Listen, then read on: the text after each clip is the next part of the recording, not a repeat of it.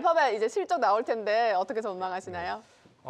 일단 알파벳 같은 경우는 네. 뭐 컨센서스 자체는 전년도 대비해서는 뭐 많게 상승할 경우에는 이제 10%대 정도 상승 가능성은 있는 상태이고, 근데 거의 연평균 기준으로는 6에서 7% 정도씩만 분기 성장을 계속해서 해왔기 때문에, 그래서 이런 부분들이 이번 분기에 막 그렇게 기하급수적인 성장을 보이기는 쉽지는 않은 상태입니다. 그리고 가장 이제 중요한 거는 지금 알파벳이 정말 AI를 도입한 이후에 본인들이 여기다가 스윙 모델을 도입했느냐라고 봤을 때 실제로 이제 알파벳의 모델들을 써보신 분들, 나노바나나 등등등 써보신 분들은 아시겠지만 대다수가 지금 그걸 유료로 쓰고 계신 분들이 소수밖에 없어요. 그러니까 네. 실제로 컨텐츠를 생산하고 계신 분들은 유료로 쓰시지만 일반인 분들 같은 경우에 정말 그냥 테스트용으로 그냥 어쩌다 이미지 만들 때 쓰는 식으로 쓰고 있거든요.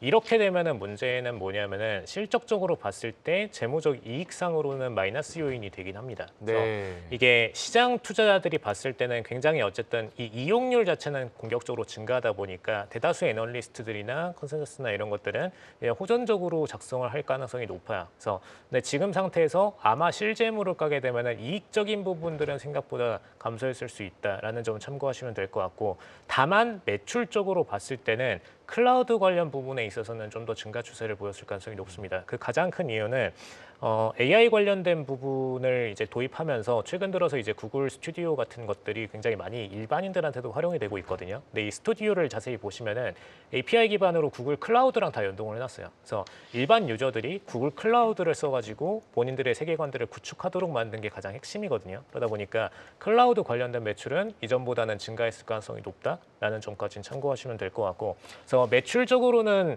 이전보다 컨센서스보다는 증가했을 가능성이 있고 이익적으로는 오히려 감소했을 가능성이 있다라는 점을 참고하시면 좋을 것 같습니다. 그래서 아마 시장 투자자들이 초반에 굉장히 이제 실적 발표 일어나고 나면 하이웨이브를 많이 좀 보이고 부분적으로는 오히려 이제 마이너스 약보합이나 혹은 이제 약세까지도 가능성은 있어요. 근데 실질적으로 큰 폭의 낙폭을 보이기에는 일단 매출적인 성장성은 어느 정도 보장이 됐기 때문에 그건 어렵다 정도로 그냥 평가드리겠습니다.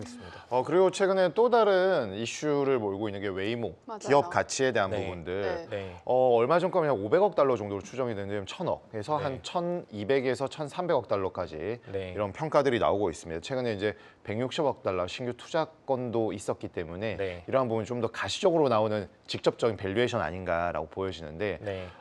대표님 보시기에는 아마존 죽스, 네. 테슬라, 그리고 구글의 웨이모, 네. 이런 이 3파전이 미국에서 네. 어떤 식으로 좀 전개될 가능성이 높을까요? 이거는 좀 명확히 얘기 드릴 수 있을 것 같은데, 사실 구글 같은 경우에는 이전에도 서비스했던 방식들을 보면 모든 것들을 다 오픈소스 형태로 공개하고 네. 그리고 그들의 서비스들을 로열티 형태로든 혹은 이제 뒷단에서 매출을 낼 수 있는 다른 방식으로든 기존의 디바이스를 가진 기업들과 협업을 하는 모습을 계속해서 보여왔거든요. 그래서 웨이모는 지금까지는 이제 본인들만의 모델을 통해 가지고 시연 테스트를 하는 모습을 보였는데, 이건 본인들이 테스트를 해야 되다 보니까 이렇게 모델을 만들어서 네. 한 것이고, 실질적으로 배포 방식은 다 대다수의 전기차 업체들한테 OS 배포 형식으로 이루어지고 그다음에 모듈은 위에다가 탑재하는데 모듈은 판매하는 식으로 이루어질 가능성이 굉장히 높습니다. 어쨌든 모듈, 그러니까 레이더 라이더 모듈까지도 다 그들이 그냥 알아서 구매하세요라고 하기에는 이런 부분들이 굉장히 좀 민감한 센서들 혹은 이제 지금 현재 소프트웨어가 굉장히 잘 유착되어 있는 상태이기 때문에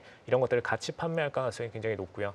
그러다 보면은 생각보다 OS 판매라고 하지만 OS 판매에 부과돼서 판매되는 이들의 매출도 상당 부분 굉장히 높게 찍힐 수 있다. 네. 적어도 이제 한 대 판매될 때마다 700에서 800만 원 가량의 매출이 찍힐 수 있는 여지가 있다라는 점까지 참고하시면 될 것 같고, 그래서 이걸 발표하게 됐을 때 특히 이제 특정 기업권의 시너지를 위한 협업을 망가 발표하게 돼서 거기다가 이제 탑재를 하게 됐다, OS 공급하게 됐다라는 건들이 처음 발표가 될 때 구글에 있어서는 가장 큰 주가 밸류에이션 상승이 있을 거다라고 보고 있습니다. 결국에는 뭐 직접 찍어내서 팔기보다는 네. 이 관련된 기술을 파는 방식으로 가서 네. 좀 더 확산을 노릴 가능성이 높기 때문에 그쵸. 이런 거는 사실 딴 기업들이 하기가 쉽지는 않겠네요. 그렇죠. 사실 이게 왜 그러냐면은 구글 입장에서는 아이폰 때와 굉장히 같은 상황이 됐거든요. 아이폰도 아이폰 디바이스도 만들고 OS도 만들어가지고 팔았잖아요. 딱 그 네. 포지션으로 지금 있는 게 테슬라입니다. 그래서 아. 테슬라가 어차피 디바이스도 만들고 OS도 만들어서 팔 거니까 쟤네랑 똑같이 우리가 디바이스 만들어서는 붙을 수가 없다. 네. 그리고 심지어 단가가 더 높죠. 그렇기 때문에 그러니까요. 붙을 수가 없기 때문에 그냥 OS 팔고 거기다 레이더 라이더 같이 모듈 살 사람은 사고 뭐 정말 이제 알아서 구축하고 OS만 살 거면 OS만 사고 이렇게 해서 판매를 본격화할 가능성이 높다고.